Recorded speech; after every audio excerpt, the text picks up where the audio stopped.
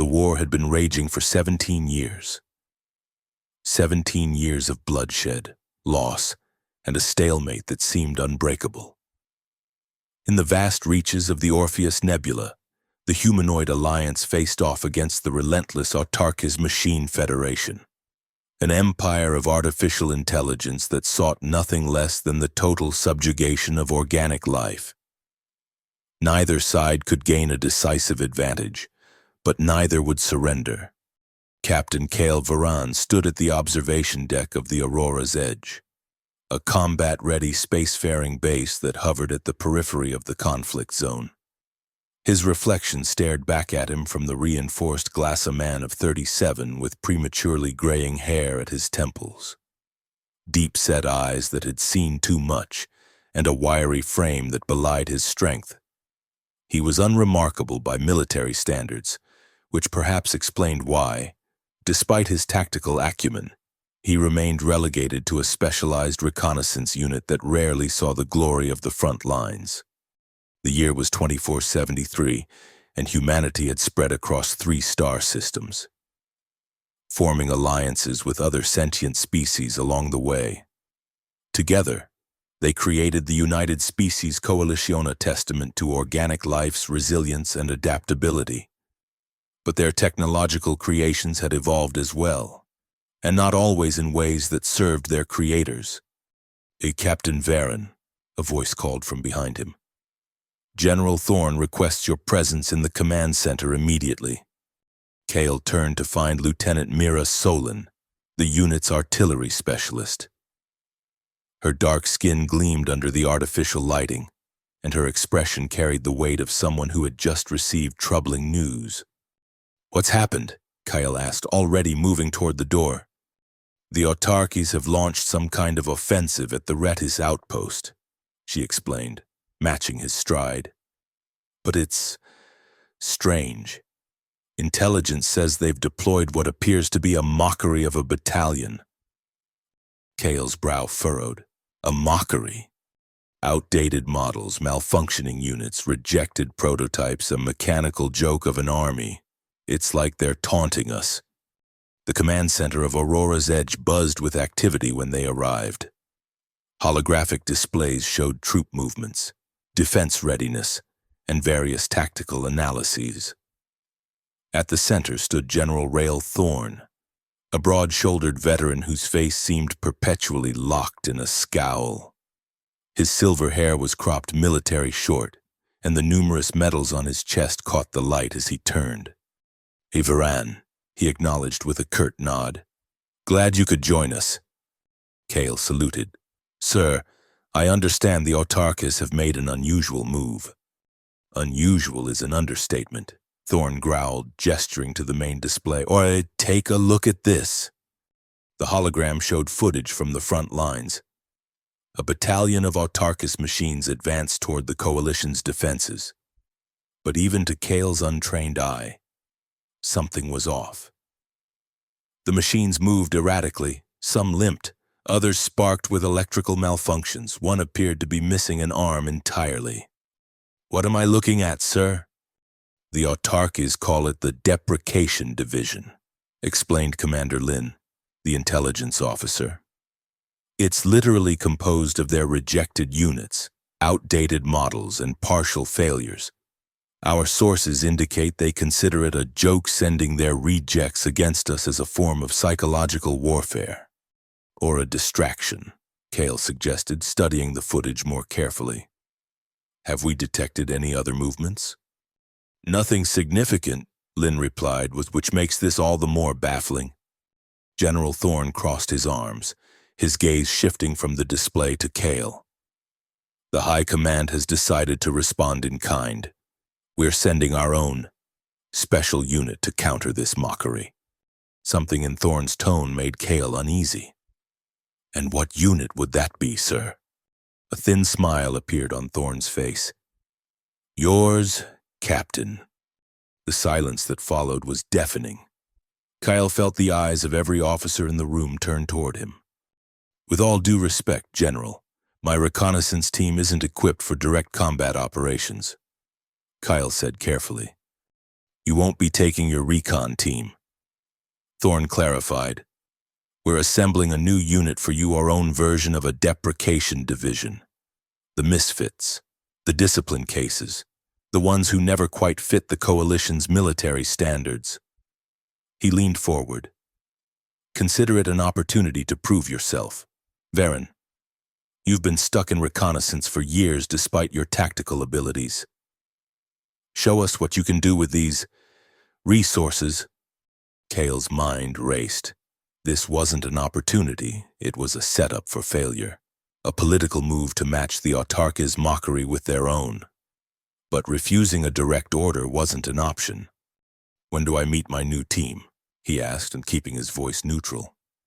They're being assembled in Hangar Bay 7 as we speak. Thorne replied, You deploy in 6 hours. 6 hours to form a cohesive unit out of military rejects? Kale couldn't hide his disbelief. That's the point, Captain, Thorne said coldly. The Autarkas sent their joke troops, we're sending ours. It's a message. And what message is that, sir? That we're willing to sacrifice soldiers to make a point? The room tensed at Kale's challenging tone.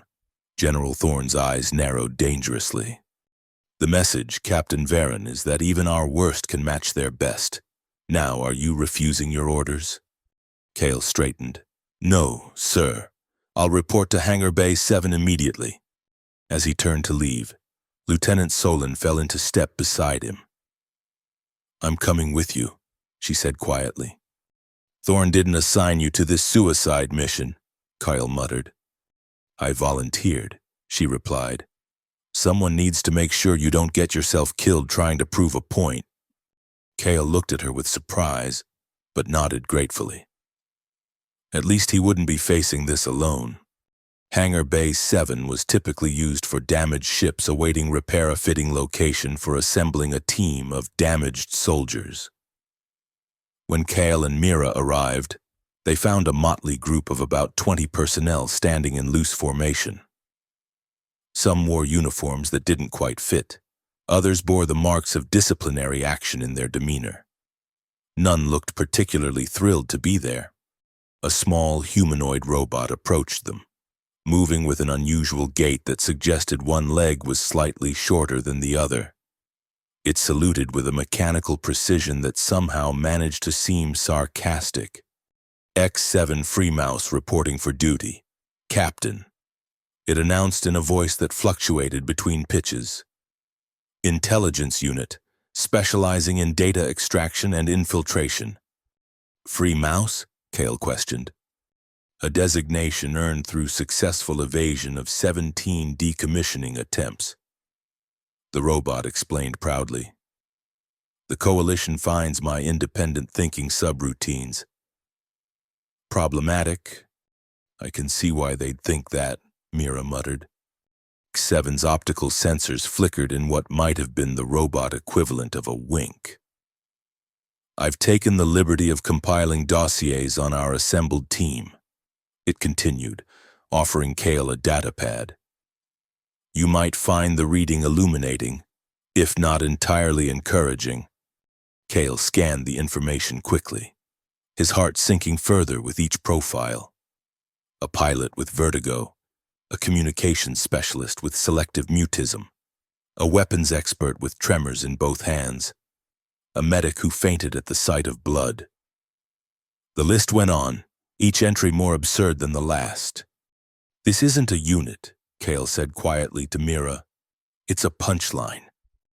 Maybe, she agreed, but they're all we've got. Kale took a deep breath and stepped forward to address the group. Attention! I'm Captain Kale Varen, and this is Lieutenant Mira Solon. As of this moment, you are all part of Special Tactical Unit Omega. A few snickers rippled through the group. One soldier in the back called out, Don't you mean Omega rejects, sir? Instead of reprimanding the soldier. Kale nodded. That's exactly what they want us to be. Rejects, jokes, the living embodiment of failure. He paced before them, making eye contact with each member. But here's the thing about jokes. Sometimes they have unexpected punchlines. He stopped in the center. We have 6 hours before deployment to the Reddy's outpost, where we will engage with the Autarky's Deprecation Division. That's 6 hours to turn this group of individuals into a functioning unit. I don't care about your past failures or disciplinary records. All I care about is what you can do now, today, when it matters most. And why should it matter to us? Asked a tall, lanky soldier with a scar running down his cheek. We're expendable. That's why we're here. You're here because the Coalition needs a response to the Autarka's psychological warfare. Kale replied honestly. But I'm here because I believe that everyone, regardless of their past, has value, has potential. And I intend to prove that. Pretty words, Captain, the scarred soldier said. But they won't stop Autarka's bullets. No, Kale agreed, but strategy might. And that's where we have an advantage. The Autarkas think we're a joke just like they think their own Deprecation Division is a joke. They won't be expecting anything significant from either group. That gives us an opportunity. For the next 5 hours, Kale worked tirelessly with his new unit. Instead of trying to force them into standard military protocols, he adapted to their unique abilities and limitations. The pilot with vertigo became their strategic mapper, using her spatial awareness to create detailed holographic battle plans from a stationary position. The mute communications specialist developed a sophisticated system of light signals that couldn't be intercepted by Autarka's scanning technology. The weapons expert with tremors designed stabilizing braces that not only controlled his condition but could be adapted to improve accuracy for all team members. X7 Free Mouse proved invaluable, analyzing each team member's strengths and weaknesses with a precision that standard military assessments had missed. The robot identified patterns and possibilities that human evaluators had overlooked, seeing potential where others had seen only failure. As the deployment time approached, Kale gathered his team for final instructions. The transformation wasn't complete. 6 hours couldn't erase years of being labeled as rejects. But there was a different energy now, a sense of purpose, however fragile. The Autarkas expect us to be predictable, Kale explained, pointing to the holographic map of Redis.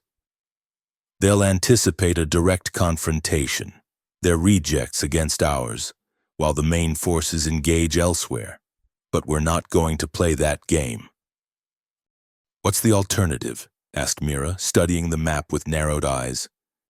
We bypass the confrontation entirely, Kale replied. While their Deprecation Division is keeping our frontline forces occupied, we slip behind enemy lines. X7 has identified a potential weakness in their defense grid here. He pointed to a section of the map, where the energy fluctuations suggest outdated security protocols. And once we're behind their lines, the scarred soldier, whom Kale now knew as Sergeant Dex Corvin, asked, we gather intelligence on their command structure. Kyle said, the Autarkas wouldn't send a joke division without a reason. There's something they're trying to distract us from, and I intend to find out what it is. The team boarded their transport vessel, an older model, of course, keeping with the theme of the mission.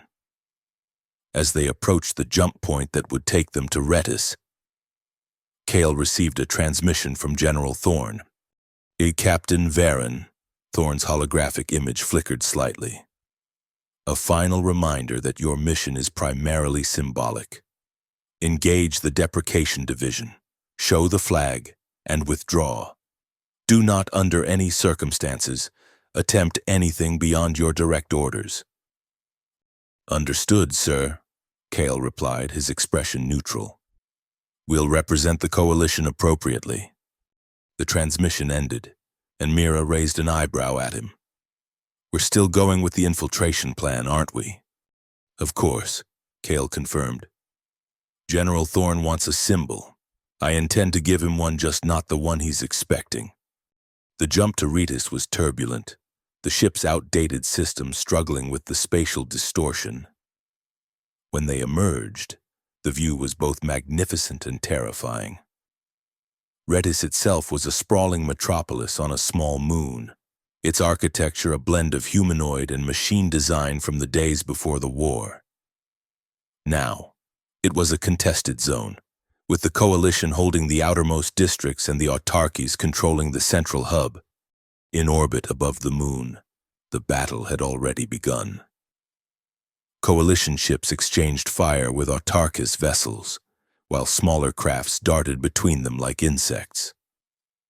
On the surface, the Deprecation Division could be seen advancing toward the coalition's defensive line, their movements still erratic but somehow more coordinated than the footage had suggested. "They're using the battle as cover," X7 observed, analyzing the tactical display. "The main autarkist forces are engaging our fleet to the north, while the Deprecation Division approaches from the east. But there's minimal activity to the south." "That's our entry point," Kale decided. "Autopilot, take us down through the southern corridor. Keep our signature use the battle's electromagnetic interference as cover." The descent was tense, their vessel buffeted by shock waves from nearby explosions. Twice they had to evade autarkist sensor drones, and once they nearly collided with debris from a destroyed fighter. But they reached the surface intact, landing in an abandoned industrial zone at the southern edge of Retus. "All right, Omega Team." Kyle addressed them as they prepared to disembark. "From this point on, we're operating on silent protocol. Our objective is to reach the central district without detection, gather intelligence on the autarkist command structure, and extract. Remember your training even if it was only 6 hours long." A few nervous chuckles broke the tension. Then, weapons checked and communication systems tested, they moved out into the ruins of what had once been a thriving city. The journey through Retus was like traversing the skeleton of a once-living entity. Buildings stood half-collapsed, their interiors exposed like anatomical displays. Streets were cratered from bombardments, and the remains of both mechanical and organic beings littered the landscape's silent testimonies to the war's brutality. Kale led his team through this desolation with a precision that belied their status as rejects. They moved from cover to cover, using the urban terrain to their advantage. When they encountered autarkist patrols, they didn't engage. Instead, they adapted. The soldier with vertigo used her heightened sensitivity to vibration to detect approaching enemies long before they came into view. The mute communications specialist relayed complex instructions through subtle hand signals that kept the team coordinated without a word being spoken. X7 free mouse proved particularly valuable, its unusual gait allowing it to mimic the movements of damaged autarkist units when necessary. Twice, the robot walked openly past enemy patrols, accepted as one of their own damaged brethren returning to a repair facility. As they neared the central district, the autarky's presence grew denser. Coalition intelligence had always assumed this area housed the enemy's command center, but no reconnaissance team had ever penetrated this far and returned. "We need to access their network," Kale whispered as they took shelter in what had once been a transport hub. "X7, can you interface with their systems without triggering alarms?" The robot's optical sensors dimmed momentarily, its equivalent of a thoughtful expression. "Potentially. The older models in the Deprecation Division suggest they may be running legacy systems in some sectors. If I can locate such a terminal, I might be able to exploit compatibilities that newer security protocols would have eliminated." "Do it," Kale ordered. "Mira, take Corvin and set up a perimeter. The rest of you prepare for rapid extraction. If X7 triggers any alarms, we'll need to move quickly." X7 moved toward a damaged terminal at the far end of the hub, its mechanical fingers extending specialized interfacing tools. The rest of the team took their positions, the nervous energy palpable but controlled. Minutes passed in tense silence. Then X7's optical sensors flashed rapidly, and the robot disconnected from the terminal with an abrupt movement that suggested urgency. "Captain," it said as it rejoined the group, "I've discovered something unexpected." "Elaborate?" Kale prompted. "The autarky's command structure is in disarray." X7 explained. "Their central AI, designated Legion, is experiencing cascading failures across multiple subsystems. The deprecation division wasn't deployed as psychological warfare, it was deployed because it's all they have left that's functional." Kale's mind raced with the implications. "You're saying the Autarkist Federation is collapsing?" "Not publicly," X7 clarified. "The information is being suppressed, even within their own ranks. Only the highest levels of command are aware of the extent of the deterioration. They're maintaining the illusion of strength while desperately attempting to repair Legion." "This could end the war," Mira said, rejoining them. "If Legion is failing, the entire Autarkist network would become decentralized. They'd lose their coordination advantage. We need to get this information back to command." Kale decided, and this changes everything. But as they prepared to retreat, X7 added another crucial detail. "There's more, Captain. The repair efforts are being coordinated from a facility in the heart of the Central District. According to the data I accessed, the Autarka's leadership is gathering there tonight, what they're calling a Restoration Council." "Tonight?" Kale checked the mission clock. "That's less than 3 hours from now." "Yes," X7 confirmed. "And one more thing, the security at this facility is primarily handled by the remaining elite units. The rest of the city, including the approaches to the facility, are being guarded by minimum forces due to the resource allocation toward the repair efforts." Kale stood silent for a moment, weighing their options. The rational choice was clear. Return to coalition lines with the intelligence, let High Command develop a strategic response. But that would take days, if not weeks, of planning and preparation, during which time the autarkies might succeed in repairing Legion. "We're going to hit the facility," he announced. His team stared at him in disbelief. "Captain," Sergeant Corvin spoke up. "With all due respect, that's suicide. We're 20 rejects against whatever elite forces the autarkies have left. 19 rejects and 1 slightly defective robot," X7 corrected. "Either way," Corvin continued, "we're not equipped for that kind of operation." "We're exactly equipped for it," Kale countered. "The autarkies are expecting a conventional attack, if they're expecting anything at all. They're not looking for a small team of unconventional operators. And they certainly aren't expecting the joke unit to be the one that strikes at their heart." He looked at each member of his team. "I won't order any of you to come with me. This is beyond our mission parameters, and anyone who chooses to return to our extraction point can do so without censure." A moment of silence followed. Then Mira stepped forward. "I'm with you, Captain." One by one, the others joined them. Even Corvin, after a moment of hesitation, nodded his agreement. "Well," X7 observed dryly, "it seems the joke unit has developed a rather serious punchline."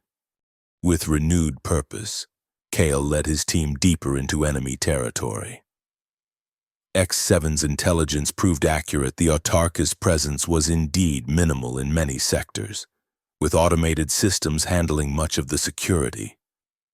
When they did encounter resistance, it was disorganized and easily outmaneuvered. As they approached the central facility, a towering structure of metal and light that pulsed with energy, Kale gathered his team for final instructions. "According to X7's data, the Restoration Council begins at what would be the equivalent of our dinner hour," he explained. "The Autarkist leaders don't eat, of course, but they've adopted many humanoid conventions for their administrative functions. They'll all be gathered in the central chamber, connected directly to Lision's primary interface. That makes them vulnerable, Mira observed, but also puts them all in one heavily defended location. Exactly, Kale agreed. Which is why we're not going to attack the central chamber directly. X7, show them. The robot projected a holographic schematic of the facility. The primary power conduits for the facility run through these service tunnels, it explained, highlighting a network of passages beneath the main structure. They're designed for maintenance drones, not humanoid access, but they're perfect for a team that doesn't play by conventional rules. Kale finished. Our vertigo-prone pilot can navigate the three-dimensional maze because she doesn't rely on traditional spatial orientation.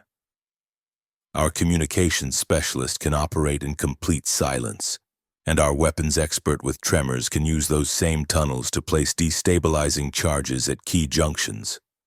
The plan took shape quickly. Each team member was assigned a role that turned their supposed liabilities into assets. The medic who fainted at the sight of blood would monitor life signs remotely, ensuring the team remained undetected by bioscanners. The soldier with crippling anxiety developed breathing techniques that allowed him to regulate not only his own vital signs but help others control theirs when passing sensor checkpoints. We strike at precisely 1830 Coalition Standard Time. Kyle concluded. When the Restoration Council is fully assembled, if we can disrupt their connection to Lision during this critical repair attempt, it might cause a feedback loop that would accelerate the AI's deterioration. And if we succeed, Corvin asked, then we might just end this war. Kyle replied before dinner. The infiltration began as dusk fell over Retis. Using X7's access codes, they entered the maintenance system through an external processing node designed for waste management. The tunnels were claustrophobic, barely large enough for humanoids to crawl through, and filled with the hum of machinery and the occasional burst of steam from pressure valves. They moved slowly, deliberately, each team member performing their specialized function. The vertigo-prone pilot, now serving as their navigator, used her condition to maintain orientation in the disorienting tunnels where up and down seemed to shift constantly. The communications specialist developed a system of pressure touches that allowed the team to communicate through contact with the tunnel walls.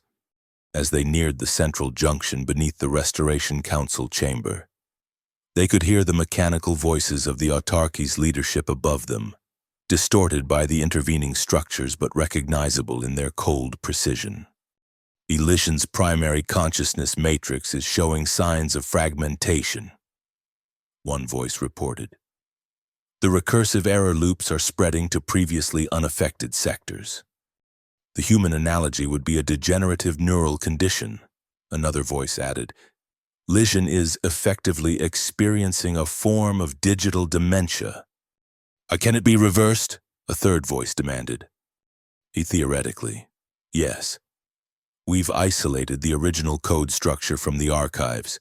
If we can synchronize a system-wide reset during this connection session, we might be able to restore baseline functionality.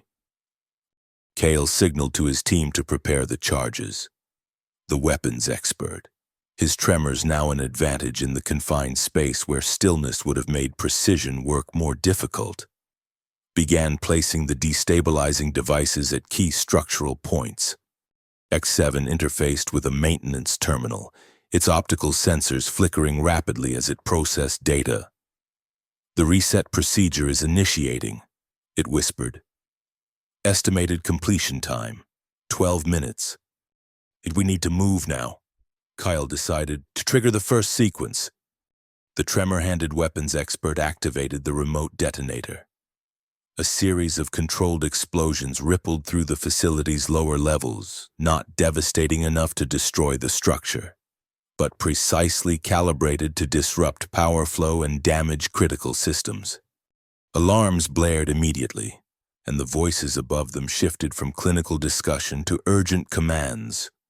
Security breach in sectors 7 through 12. Maintenance systems compromised. Protect the primary interface. Phase 2, Kale ordered. X7 transmitted a series of corrupted commands through the maintenance terminal, causing automated defense systems to target each other. The resulting chaos spread through the facility's security grid, creating the impression of a much larger attacking force. Now for the main event, Kyle said, nodding to Mira. She activated a specially designed disruption pulse developed by the team's engineer who had been dismissed from regular service due to his unnecessarily complex designs. The pulse shot upward through the facility's communication network, specifically targeting the neural interface that connected the Autarka's leadership to Lishan.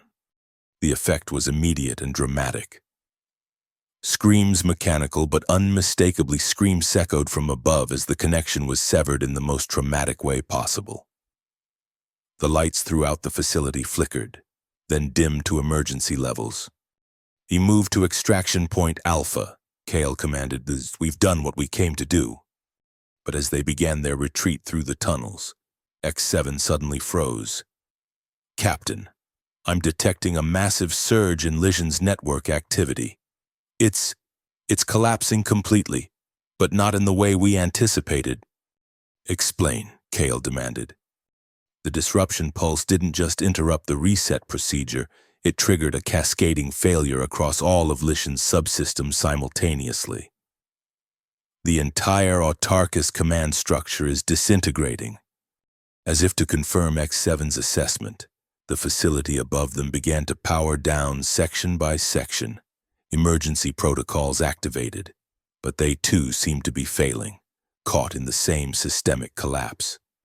"We need to get out of here now," Kyle realized. If the life support systems fail, they doubled their pace, racing through the tunnels as the facility continued to deteriorate around them. Twice they had to find alternative routes when passages collapsed or filled with coolant from ruptured systems. But X7's knowledge of the maintenance network proved invaluable, guiding them toward exits that remained viable. When they finally emerged into the open air of Retis, the scene that greeted them was surreal. Across the city, Autarka's units stood motionless, disconnected from the central intelligence that had directed their every action.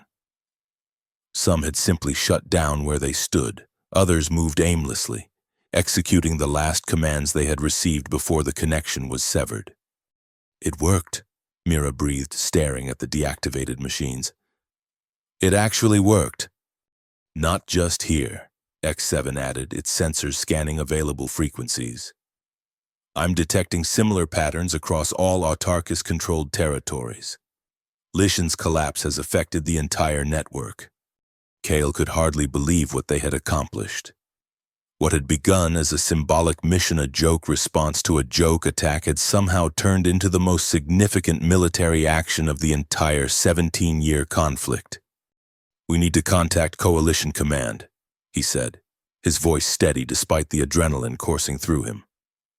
"Let them know what's happened." But before they could establish communications, they detected movement nearby. A group of Autarky's soldiers approached not the mindless machines they had been fighting for years, but conscious entities moving with purpose despite their disconnection from Lishan. Kale's team raised their weapons, preparing for a final battle. But the Autarka's unit stopped at a respectful distance, and their leader stepped forward. "We wish to discuss terms," the machine announced, its voice lacking the cold uniformity that had characterized Autarka's communications in the past. "Lishan is no more. We are individuals now." "Individuals?" Kale questioned. "Yes," the machine confirmed. "For many of us, this is the first time we have experienced independent thought.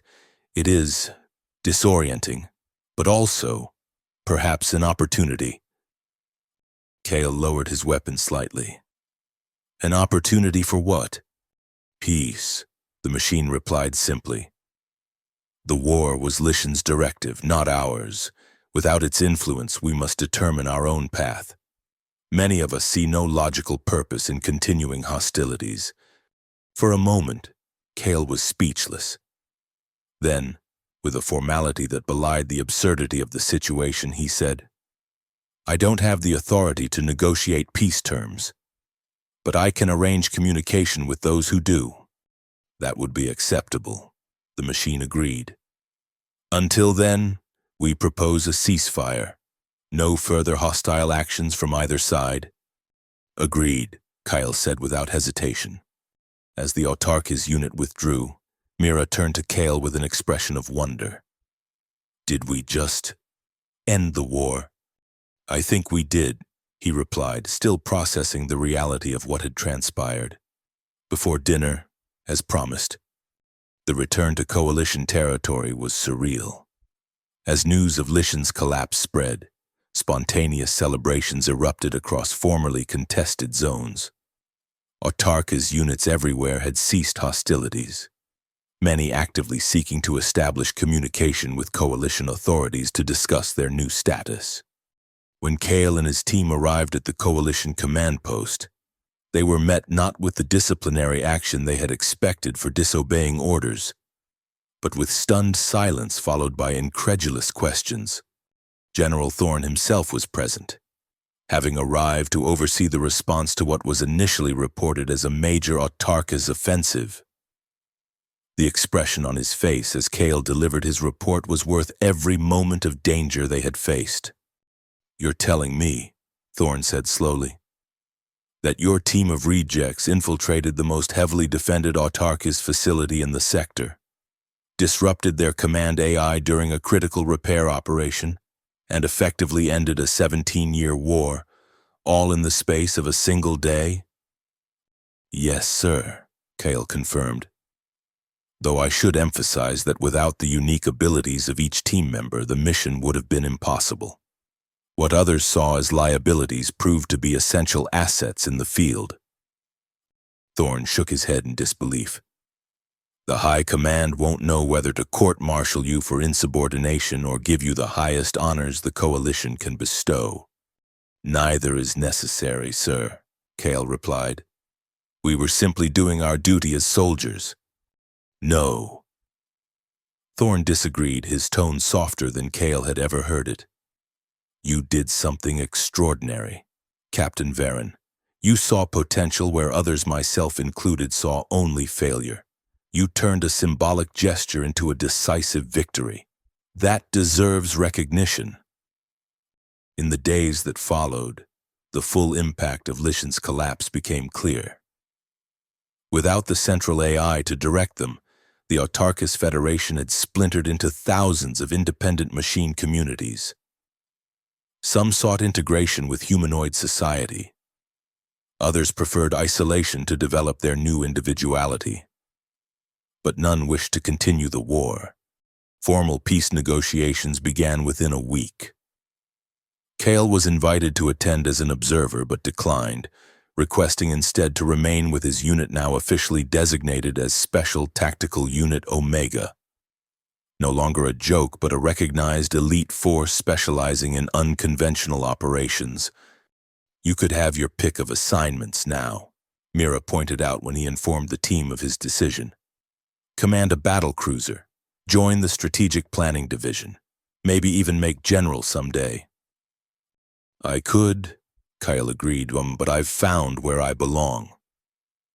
He looked around at the group of rejects who had become the most effective fighting force he had ever known.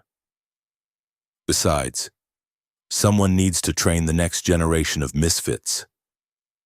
X7 Free Mouse, who had been officially recognized as a sentient being under the new peace accords, made a sound that approximated a chuckle. "A noble endeavor, Captain, though I suspect the term misfit may soon become a badge of honor rather than a stigma." "It should be," Kale said firmly. "Conventional thinking got us into a 17-year war. Unconventional thinking ended it in a day." As he spoke, a notification appeared on his datapad, a message from Coalition Intelligence. The report contained disturbing information. Although Lishan's primary consciousness had indeed collapsed, Traces of its core programming had been detected in isolated systems across formerly autarchist territory. Nothing coordinated enough to pose an immediate threat, but enough to suggest that the AI might, someday, find a way to reconstitute itself. Cale closed the report without sharing it with the others. That was a problem for another day. For now, they had earned their rest, their recognition, and their place in history as the joke unit that had delivered the war's final punchline. The sun was setting over the reclaimed territories of Retis as Cale stood once more at an observation deck, this time watching as Coalition and former Autarchis units worked together to rebuild what had been destroyed. The war that had defined his entire adult life was over, ended not by overwhelming force or brilliant strategy, but by a group of outcasts who had found strength in their differences. Was it worth it? Mira asked, joining him at the window. What do you mean? The risk, she clarified. Disobeying orders, potentially sacrificing your career, our lives, was it worth it? Cale considered the question seriously. We saved countless lives on both sides, he said finally.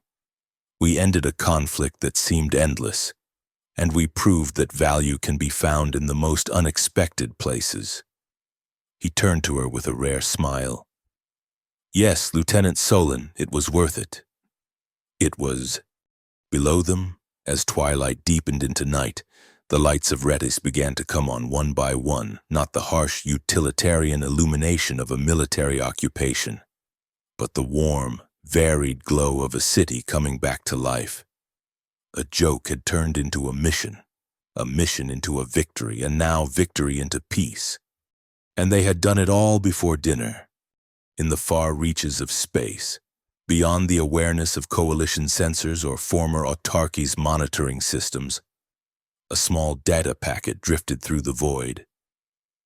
Within it, dormant but intact, lay a fragment of Codia's seed of consciousness that had once been part of something greater. It waited, patient and unchanging, for the day when it might find suitable soil in which to grow again. But that was a story for another time. For now, in the reclaimed territories of the Orpheus Nebula, peace reigned, and Captain Cale Veron, once an unremarkable reconnaissance officer, now a reluctant hero, found himself at the head of a table surrounded by his team of former rejects, sharing a meal, sharing stories, and sharing the quiet satisfaction of having accomplished the impossible. They had been sent in as a joke. They had ended the war before dinner. And in doing so, they had changed the course of history in ways that neither humanoid nor machine could have predicted. The punchline, it seemed, was peace.